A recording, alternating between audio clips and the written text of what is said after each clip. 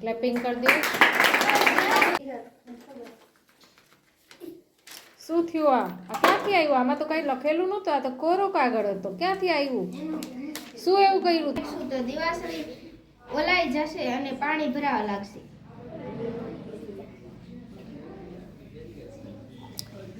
આને કારણે થાય છે આ બધું. અને જો તો પણ પાણી ઢોળાતું નથી. ઊંધું કરતા પણ. હા, ઊંધું કરતા પાણી ઢોળાતું નથી.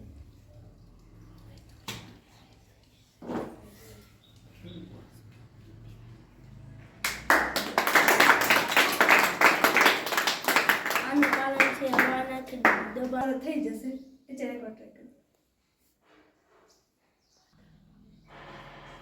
કાળો દોરો થઈ ગયો. એવું કઈ હોતું નથી. આ રાસાયણિક કારણે થાય છે. આમાં કઈ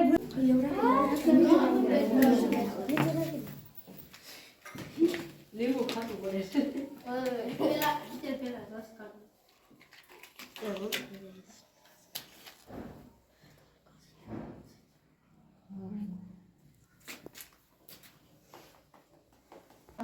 આમાંથી ભૂત ઉતારશું. આમાં કંકુ વાળું લાલ લીંબુ થઈ જશે.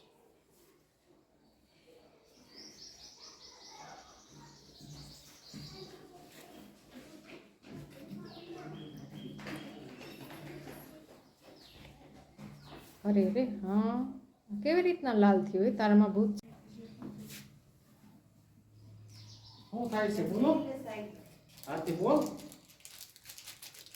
પીણ ઉભરાય. હા. માખણ ને કોઈ એ પ્રકારનો ચમત્કાર નથી, માત્ર પાખંડ જ છે. એ પ્રકારનો ચમત્કાર નથી. માખણ છે.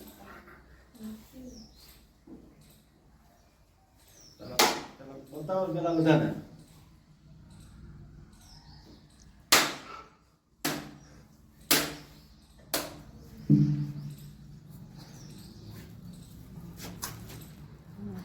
જો કંકુમ ચોખા નીકળ્યા ને, કેવી રીતે?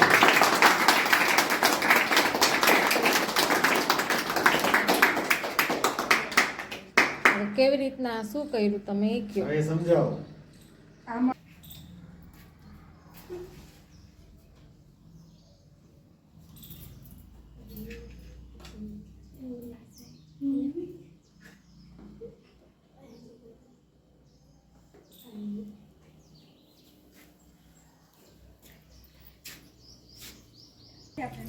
જો કોરા કાગળમાં કંઈક લખેલું આવી જશે. જોજો, જો તમારા આવી રીતના આપણે બેકઅપ બનાવતા હોય, કોરા કાગળમાં પણ કાંઈ પણ લખેલું, ખાલી કંકુ છાંટો ને એટલે કાંઈ પણ લખેલું દેખાય. શું લખેલું આવી ગયું? પણ હતું કઈ લખેલું કાગળમાં?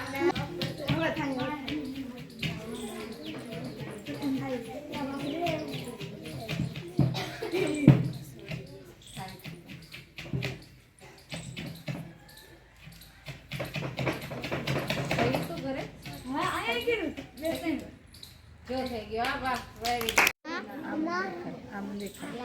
એટલે ખાલી હે ને અત્યારે તો. હા હા. હાલ હવે પાણી નાખ.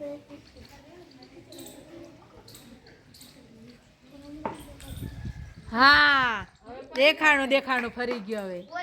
અને છોકરાઓને કોઈ ટ્રાય કરવી છે કે તમારા હાથમાં સાબુ લગાવેલો છે એવો સાબુ આપણે એમાં લેવાનો. પછી એમાં જો થોડી ઘણી હળદર નાખશો ને એટલે હળદર નો લે, હજી હળદર લે.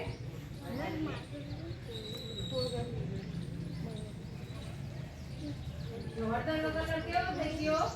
એકદમ લાલ જેવો થઈ જશે. એટલે તમને બીક લાગશે કે આ લાલ કેવી રીતના થઈ ગયું, કે તમારી ઉપર કઈ ભૂતનો સાયો છે. એટલા માટે તમારે હળદર નાખતા તમારામાં લાલ એટલે કે લોહી આવી ગયું. એટલે તમે બધા બી જાઓ અને બીને સાધુ એમ કે જે બાબા છે એની વાત માની લો. પછી